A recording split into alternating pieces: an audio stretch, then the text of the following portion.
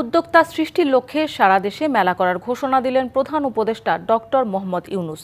সকালে ২৯তম ঢাকা আন্তর্জাতিক বাণিজ্য মেলার উদ্বোধন করে তিনি একথা জানান।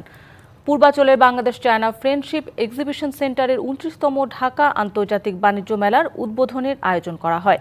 মেলা মূল উদ্দেশ্য যোগাযোগ স্থাপন করা মন্তব্য করে প্রধান উপদেষ্টা বলেন, তরুণদের মেধা ও উদ্ভাবন কাজে লাগাতে হবে। একই সঙ্গে মূল্যায়ন করতে হবে প্রবীণদের অভিজ্ঞতাকে।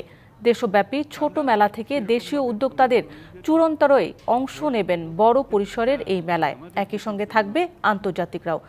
নতুন উদ্ভাবনীর মাধ্যমেই রপ্তানি বাড়াতেও জোর দেন প্রধান উপদেষ্টা।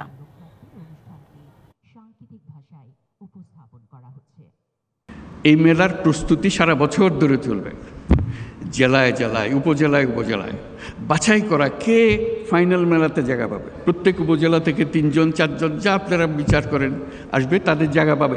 তাদের সমস্ত খরচ সরকার বহন করবে। এই মেলা একটা সুযোগ দেয় একজনেরটা দেখে আরেকজনের মাথায় সুরসুরি দেওয়া। এই সুযোগটা যেন আমরা গ্রহণ করতে পারি। আন্তর্জাতিক তরুণরা দেখতে আসবে বাংলাদেশের তরুণরা কী করছে, বুদ্ধি নিতে আসবে, শিখতে আসবে, উৎসাহ নিতে আসবে, জয়েন্ট ভেঞ্চার করতে আসবে।